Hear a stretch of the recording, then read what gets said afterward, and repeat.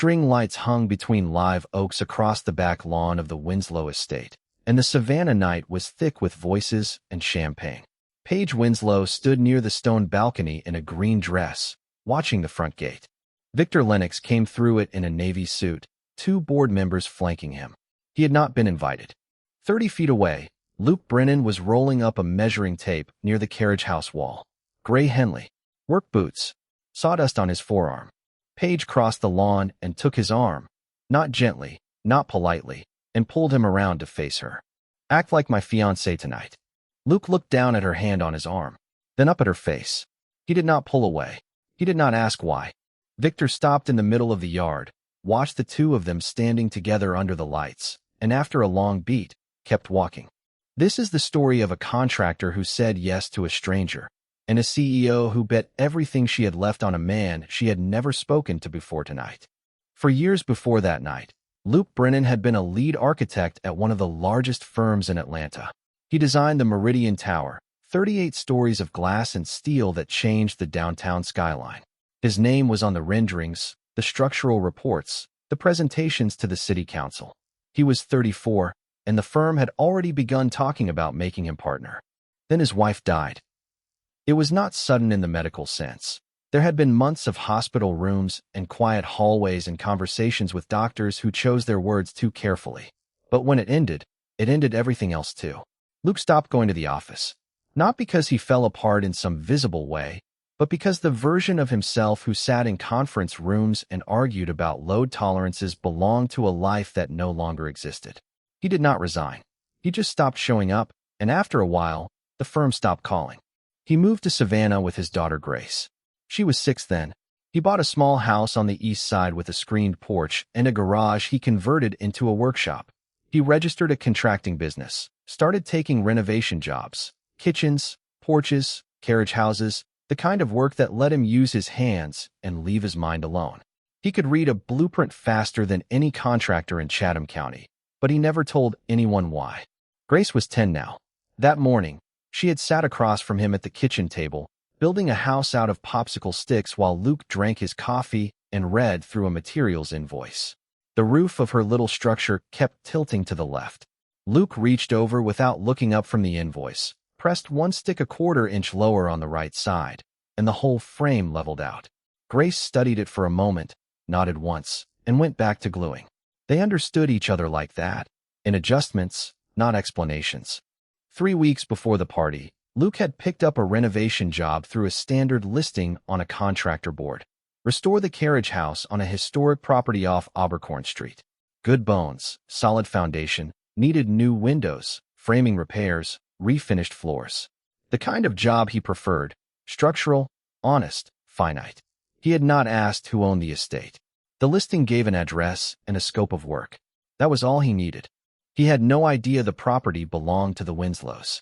Paige Winslow had been running Winslow Properties for 2 years, since her father's heart stopped in his 14th floor office downtown. He had built the company from a single strip mall in 1989 into one of the largest commercial developers on the Georgia coast. When he died, he left Paige 38% of voting shares and the CEO title.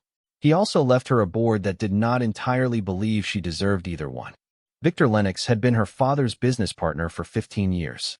He occupied the chairman's seat now, held 34% of shares in his own name, and had spent the last 18 months telling anyone who would listen that Paige was too young, too unfocused, and too personally unstable to lead the company her father had built. What he meant, what he never said directly, but what everyone in the building understood, was that she was in his way. He had his own development firm. He wanted a merger, and he intended to be the one standing when the structure collapsed. Helen Winslow, Paige's mother, had organized tonight's party at the estate. Paige was turning 35. The guest list was Helen's, old family friends, society contacts, a few board members she considered loyal. Helen still believed Victor was the man her husband had chosen to protect the company, with the kind of trust that had never once been tested and therefore felt like certainty. Luke was not on the guest list. He was on the property because he had stayed late to finish measuring the carriage house interior before the framing delivery arrived in the morning. He had planned to be gone by 7. The party started at 6:45. By the time he heard the music, It was too late to leave without walking through the middle of it. When Paige grabbed his arm, he was still holding the pencil he had been using to mark stud locations. Inside the party, Luke stood next to Paige and said almost nothing. He shook hands when hands were offered. He nodded when someone congratulated them. He kept his posture easy and his expression neutral, not stiff, not performing. The way a man carries himself when he has been dropped into a situation he does not understand but has decided, for reasons he has not yet examined, to see through. Victor found them near the bar 20 minutes later. He adjusted his cufflink, a small, deliberate gesture, the kind a man makes when he wants you to notice his hands are unhurried, and looked Luke over from the work boots to the Henley. "I don't think we've met." Luke shook his hand. Firm grip, brief, no performance. "Luke Brennan." "And what do you do, Luke?" "Contractor." The word landed flat. Victor held the handshake a beat longer than necessary, eyes on Luke's face, reading for weakness or apology. He found neither. He released the grip and turned to Helen, who stood a few feet away holding a champagne glass she had not sipped from. He leaned close to her ear and said something that made Helen's gaze shift to Luke, measuring him, uncertain, the way a mother looks at a variable she had not expected in her daughter's equation. 20 minutes later, near the garden wall where the string lights did not quite reach, one of Victor's board allies pulled him aside. The man's name was Caldwell, late 60s, 30 years in commercial development, the kind of man who remembered names the way some people remembered faces. "That contractor, Luke Brennan. What about him?" "He designed Meridian Tower, led architect at Adler and Grant. Walked away from the firm about 4 years ago. Nobody in Atlanta knows exactly why." Victor did not react the way a man reacts to bad news. He reacted the way a man reacts to a variable he had not accounted for. His jaw shifted.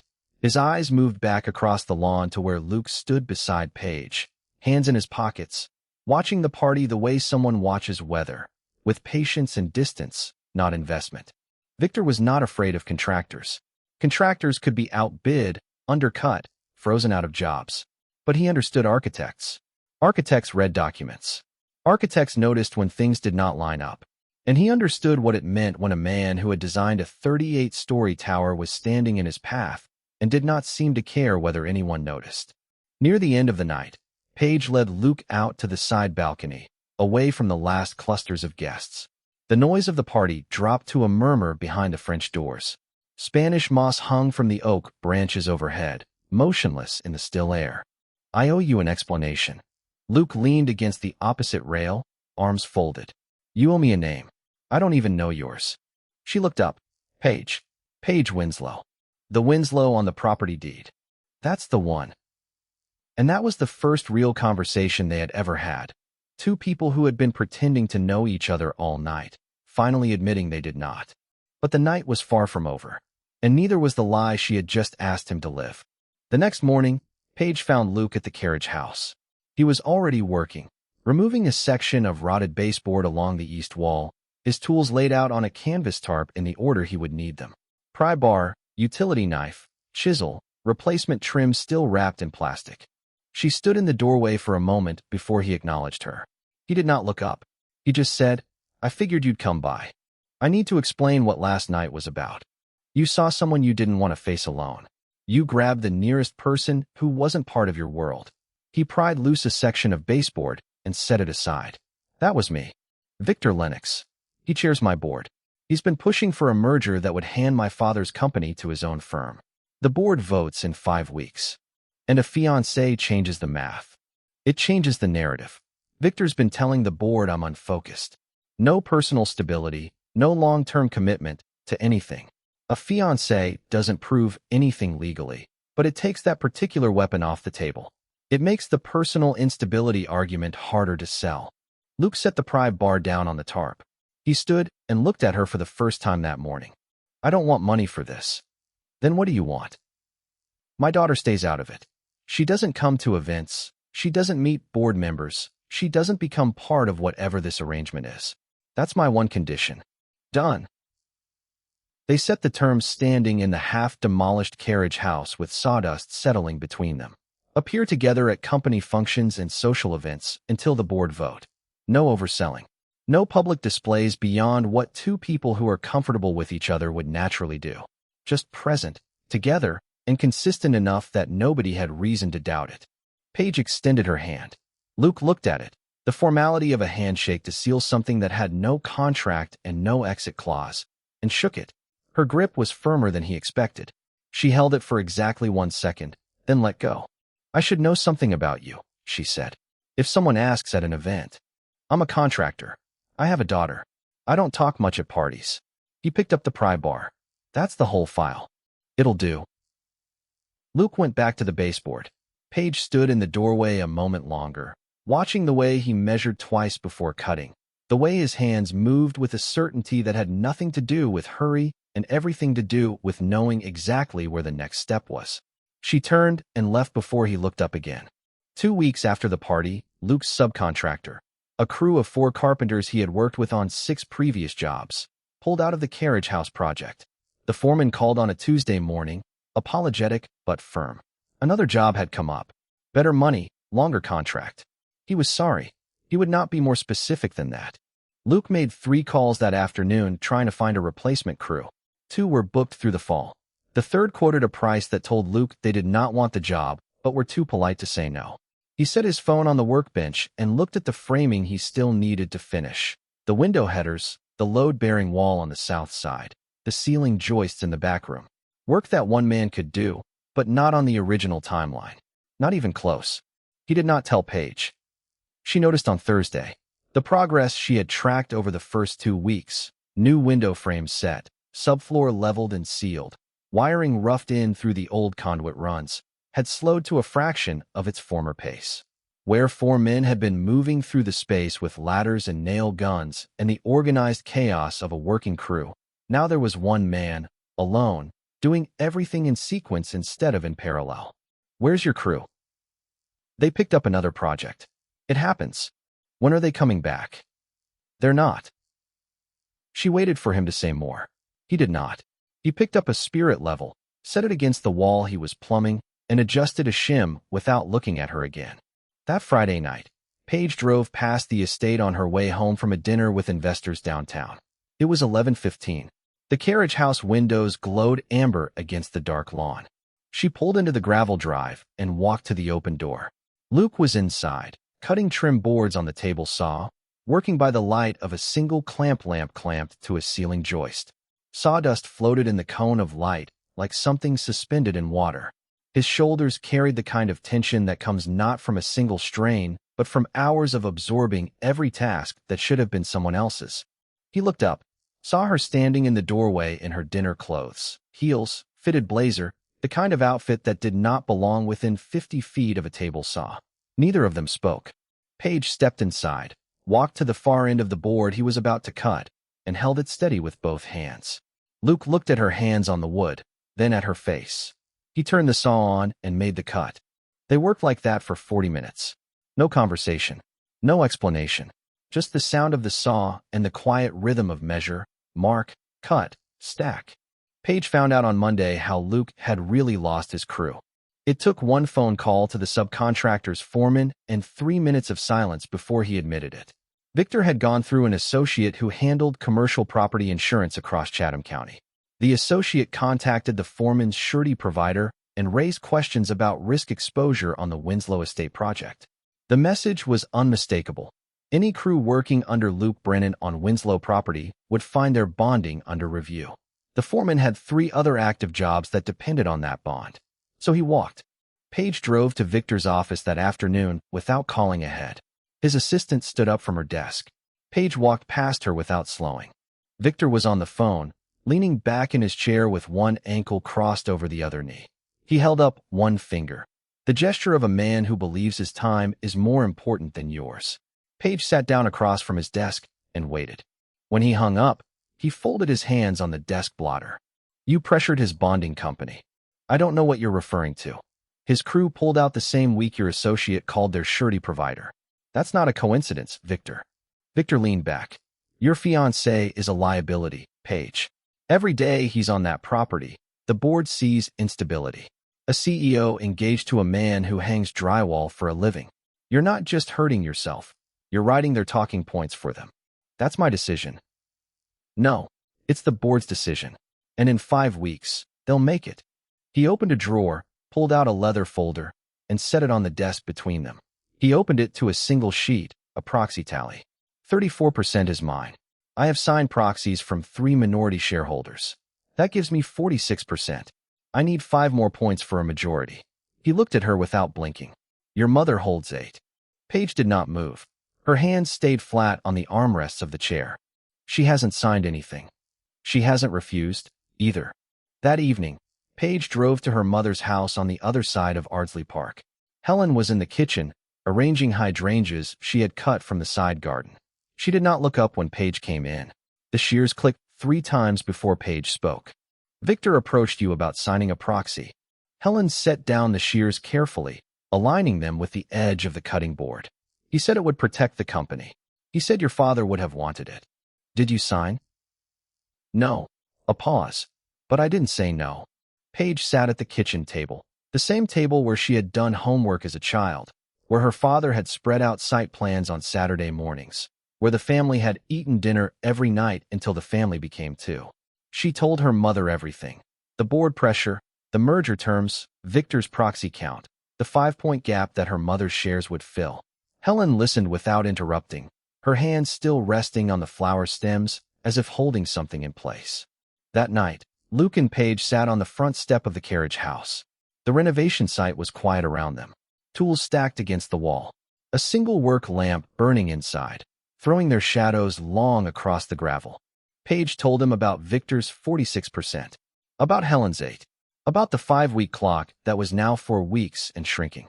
Luke listened the way he always listened, without rushing to fill the silence. He did not offer solutions. He did not say it would be fine. He sat with his forearms on his knees and his hands loosely clasped, looking out at the dark lawn where the string lights from the birthday party had already been taken down and coiled into storage boxes that still sat by the garden shed. Paige put her hand on his arm.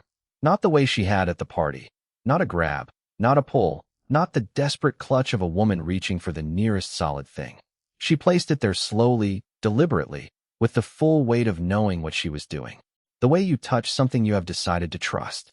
Luke did not look down at her hand. He did not acknowledge it with words or movement. He looked straight ahead, and he stayed exactly where he was. What neither of them knew yet was that the answer had been sitting in a county filing cabinet the entire time. The renovation permit for the carriage house required a full property documentation package, deed of ownership, entity structure for the LLC that held the property, proof of insurance, and any recorded encumbrances or liens. Luke had filed the initial application 3 weeks earlier, but the Chatham County Clerk's office had flagged a missing attachment, the current ownership structure of the entity listed on the deed. Standard procedure. Every contractor in Savannah had done this 100 times. You drive to the clerk's office, pull the file, copy what you need, and attach it to the permit application. Luke went on a Wednesday morning. The clerk pulled the property file for the Winslow estate from the records room, a thick manila folder with a blue stripe on the tab. The deed itself was straightforward. Property held by Winslow Properties LLC since 2003, recorded in the standard format with the original signatures of the founding partners. But attached to the deed, filed in the 18 months since Paige's father had died, were 3 corporate share transfer documents. Each one recorded a block of minority shares moving from an original holder to Victor Lennox. Each document bore a notarization stamp with a date, a notary's name, and a commission number. Luke almost did not read them. They were not relevant to his permit. But architects read documents the way pilots read instrument panels. Everything, every time, because the one thing you skip is the one thing that brings the structure down. The 3 transfers showed the same pattern. Each one was dated within 6 months of the founder's death. Each bore what appeared to be his signature, authorizing minority shares to move to Victor Lennox. Each carried a notarization stamp. Luke looked at the notarization dates. Then he looked at the document dates printed in the header of each page. The notarization dates were earlier than the document dates. That was not possible. A notary stamps a document on the day it is signed. The stamp date cannot precede the document date, unless the document was created after the fact and backdated to make the transfer appear as though it had been authorized while the founder was still alive. Luke set the 3 documents side by side on the clerk's counter. He pulled out his phone and opened his project photos. 2 weeks earlier, he had photographed the original architectural drawings for the carriage house, including the approval page signed by Page's father in 2019, standard practice, the way he documented every approval signature on every project. He held the phone next to the signatures on the transfer documents. They did not match. The slant was different. The pressure distribution was different. The way the capital W in Winslow broke at the top of its first stroke. On the 2019 drawings, it peaked sharply, almost angular, the way a man who had signed his name 10,000 times would write it without thinking. On the transfer documents, the same letter curved softly, hesitantly, the way a person writes when they are copying a shape rather than producing one from muscle memory. Victor Lennox had forged Page's father's signature on 3 shared transfer documents after the man was already in the ground. He had used those transfers to claim minority shares from holders who believed they were executing the founder's final wishes. The 46% Victor had laid on his desk in front of Page was built on paper that should never have existed. Luke called Page that evening. He did not explain over the phone. He told her to come to the carriage house. When she arrived, he had the 3 documents spread across his table saw next to the phone showing her father's real signature. He walked her through everything: the dates, the notarization stamps, the discrepancies in the handwriting, the impossibility of the timeline. Page stood over the table saw for a long time. Her hand moved to the paper, fingertips settling on the place where her father's name had been written by someone who was not her father. She did not pull the document closer. She did not push it away. She just rested her fingers there, on the ink, as if she could feel the difference. Luke stood on the other side of the saw, watching her face. "I pull permits for a living. These don't match." Page brought the documents to a forensic document examiner the next morning, a woman named Dr. Ellison in Atlanta who had provided expert testimony in 14 federal cases involving questioned documents. The examination required 2 things: the original transfer documents, which Page's attorney subpoenaed from the Chatham County Clerk's office under a preservation order, and comparison signatures, which Luke provided from the carriage house architectural drawings, and 3 additional contracts Page pulled from her father's personal office files. The results came back in 4 days. The signatures on all 3 transfer documents were not written by Page's father. Ink composition analysis, comparing the chemical profile of the ink against known aging curves, confirmed that the signatures had been applied at least 8 months after the dates printed on the documents. That placed them squarely after the founder's death. The notarization stamps, upon further examination, bore the commission number of a notary whose certification had expired 6 months before the stamp dates. Victor had used a dead man's name, a lapsed notary, and 3 pieces of paper to build the foundation of his voting block. With the transfers voided, Victor's real share position was 34%. No proxies, no minority block, no path to a majority, not even close. But the evidence needed to be presented at an official board session. Email would not satisfy the bylaws. Any challenge to shareholders standing required a formal presentation with the full board present, documented in the official minutes, and subject to a recorded vote. The next regularly scheduled board meeting was 3 weeks away. Victor moved first. He could feel the ground shifting. Page's attorney filing subpoenas, the county clerk's office pulling original documents, a forensic examiner's invoice crossing the company's accounts payable. He did not know exactly what Page had found, but he knew she had found something, and he understood that time was no longer on his side. He exercised his authority as chairman and called an emergency board session for 3 days from now. The sole agenda item: vote on the merger proposal. He was trying to force the vote before the evidence could be formally entered into the record. Luke spent the next 2 evenings at the carriage house with Page, organizing the documents into a presentation sequence that would hold up in a boardroom full of people who did not want to believe what they were about to hear. He was not a lawyer, but he understood documentation the way builders understand load paths. You start at the foundation and work up, and if the foundation is compromised, nothing above it stands. He put the evidence in the order a reasonable person would need to see it. First, the discrepancy that raised the question, then the forensic proof that answered it, then the legal implication that followed. The night before the board meeting, Page came to the carriage house one last time. Luke was sealing a section of crown molding he had finished that afternoon, the brush moving in long, even strokes. Why are you still here? This isn't your fight. Luke set down the brush on the edge of the paint tray. He looked at her, not with intensity or declaration, but with the steady focus of a man who has already made a decision and does not need to make it again. You grabbed my arm 3 weeks ago. I could have walked away. I didn't. Neither of them said anything else. Paige left. Luke finished the molding. The carriage house smelled like fresh polyurethane and cypress, and the work lamp burned until midnight. The emergency board session convened at 10 in the morning in the main conference room of Winslow Properties' downtown Savannah office. 9 directors seated around an oval table. Victor at the head, in the chairman's position. Paige to his left, in the CEO's seat. Her attorney sat in the row of chairs behind her, a leather portfolio across his knees. Victor opened the session with the merger proposal. He had prepared a 30-page financial projection showing combined revenue streams, reduced overhead through shared back-office operations, and accelerated expansion into the Florida and Carolina markets. He spoke for 20 minutes. His delivery was measured, professional, and completely controlled. The presentation of a man who had been building toward this moment for 18 months and believed the outcome was already decided. When he finished, Paige raised her hand. I'd like to present a matter related to shareholders standing before any vote is taken. Victor looked at her. His expression did not change. The bylaws were explicit. Any director could raise a standing question prior to a substantive vote, and the chairman was required to yield the floor. He had no procedural ground to refuse. Go ahead. Paige opened her folder. She laid the 3 transfer documents on the table, side by side, followed by the forensic examiner's report, the notary commission records from the Georgia Secretary of State's office, and the comparison signatures from her father's architectural approvals and business contracts.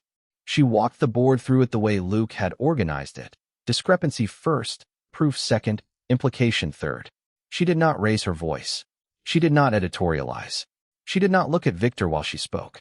She presented the dates that could not be right, the signatures that did not match, the ink that was too young, and the notary who should not have been stamping anything. She let the documents do what documents do when they are laid bare. She let them speak. The room was silent for a long time after she finished. Caldwell, the same board member who had recognized Luke's name at the birthday party, was the first to move. He leaned forward, adjusted his reading glasses, and asked to see the forensic report up close. Paige slid it across the polished table. Victor's response came immediately, his voice level. These are old documents. Filing errors happen. A mismatched date does not prove intent. Paige's attorney rose from his chair and stepped to the table.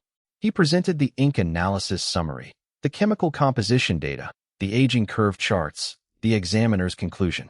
The signatures were applied a minimum of 8 months after the document dates. Mr. Winslow died 11 months before the earliest document date. These signatures were written by someone other than the deceased founder after his death. That is not a filing error. 2 board members who had previously sat in Victor's column exchanged a glance across the table. One of them, a woman who had served on the board for 9 years, pushed her chair back 6 inches, a movement so small it should not have meant anything. But in a boardroom, distance is a vote before the vote. Victor looked around the room. He was a man who understood rooms the way sailors understand wind, not by what was said, but by what moved. Who was leaning in? Who had pulled back? Where the center of gravity had shifted. It had shifted away from him, and it was not coming back. The board voted unanimously to table the merger motion, suspend Victor's voting authority as chairman pending investigation, and refer the matter to independent counsel for a full review of shareholders' standing and officer conduct. The resolution was entered into the minutes. The vote was 9-0. Victor stood up. He did not argue. He did not threaten. He did not make a speech. He picked up his leather folder, buttoned his jacket with one hand, and walked out of the conference room without looking at anyone in it. The door closed behind him, and the room exhaled. But the hardest part of any fight is not winning it. It is learning what you want to build once the ground is finally clear. 1 week later, Victor Lennox formally resigned as chairman of the board of Winslow Properties. The independent counsel confirmed that the 3 share transfers were fraudulent, voided them from the corporate record, and referred the matter to the Chatham County District Attorney's Office for further review. Paige restructured the board's governance. New bylaws limiting any single shareholder's proxy accumulation, an independent chair appointed from outside the company, and quarterly audits of the share registry that her father should have required and never did. Luke finished the carriage house renovation on a Thursday afternoon. The last piece was a set of hand-planed cypress shutters he had built from lumber salvage during the early demolition phase. Wood that had been part of the original building for over 100 years. He hung them on the new hardware, stepped back into the gravel drive, and looked at the finished structure. Not with pride exactly, with the quiet recognition that something was right that had not been right before, and that his hands had been part of the reason. That afternoon, he drove to Grace's school, picked her up, and brought her to the estate. She had never been there before. Grace walked through the carriage house slowly. She ran her hand along the window frames Luke had built. She looked up at the exposed ceiling beams he had sanded smooth and sealed with 3 coats of marine varnish. She found his table saw in the corner, still set up, still dusty, the last tool he would break down before closing out the project. She sat down on the stool beside the saw and pulled a small Ziploc bag from her backpack, popsicle sticks, and a bottle of wood glue. Paige arrived 20 minutes later. She had not known Grace would be there. She stopped in the carriage house doorway and watched the girl at the table, careful, precise, tongue between her teeth, building something with the same unhurried patience she had seen in the girl's father. Paige walked over and sat on the edge of the workbench, close enough to see what Grace was making, but not close enough to crowd her. "What are you building?" Grace held up the frame. The roof was straight this time. The angles were clean. "A house. Dad builds real ones. I build small ones." Paige looked at the tiny structure, the popsicle stick walls, the carefully squared corners, the peaked roof held together with more glue than was strictly necessary, but standing on its own. She looked up toward the doorway. Luke was standing there, leaning against the frame he had installed himself, arms folded, watching the two of them. He did not come closer. He did not narrate the moment or try to shape it. He stood there and let it be whatever it was going to be. 2 people he had kept in separate rooms of his life, sitting next to each other for the first time. Paige used the finished carriage house for the company's first event after the restructuring, a reception for investors, partners, and the newly constituted board, hosted on the estate grounds on a Saturday evening in late October. She chose the date herself. She wrote the guest list herself. She hired a crew to hang string lights between the live oaks and the carriage house eaves, the same configuration they had been in the night of her birthday party, the same warm glow against the same Savannah dark. But this time, every person standing on that lawn was someone she had chosen to have there. Luke arrived at 7. He was not wearing a gray Henley. He wore a navy shirt with the sleeves rolled to the forearms, clean boots, no sawdust. He walked across the lawn the way he walked into every room, without hurry, without apology, without adjusting himself to fit the space. Helen found him near the bar. She was holding a glass of wine she had actually been drinking, not the untouched champagne prop from the birthday party. She looked at him for a moment, the way a woman looks at someone she has revised her opinion about and is not quite ready to say so out loud. "She doesn't grab just anyone," Helen said. She walked away before he could respond. Luke found Paige on the second-floor balcony of the carriage house, the same balcony where she had told him her name 3 months ago, the same railing they had leaned against on the night 2 strangers decided to become accomplices. She was looking out at the lawn, at the lights, at the people moving below her, people she had chosen, in a space her father's contractor had rebuilt, on an evening that belonged to no one's agenda but her own. He stood beside her.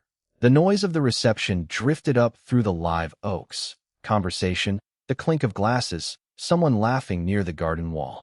"The first time I touched your arm," she said, still looking out at the lawn, "I didn't even know your name." Luke was quiet for a moment. Then he turned his hand over on the railing, palm up, open, unhurried. Not reaching, not asking, just there. Paige looked down at his hand. She placed hers into it. Not a grab, not a lean. She set it there the way you set something down when you have finally decided where it belongs. Below them, Grace ran across the lawn with something held carefully in both hands. She stopped near the carriage house entrance, lifted the object up so they could see it from the balcony. A popsicle stick model, small and precise, with a peaked roof and tiny shutters glued to every window. A carriage house. The string lights reflected off the glass window panes that Luke had measured and cut and installed. The same windows he had been measuring on the night a woman in a green dress crossed a dark lawn and took his arm and asked him to be someone he was not. He had said yes. And somewhere between the first lie and the last truth, he had become exactly who she needed him to be, not because she asked, but because he stayed. Neither of them had been reaching for this. But when she grabbed his arm that night, he chose not to let go, and she never had to ask again.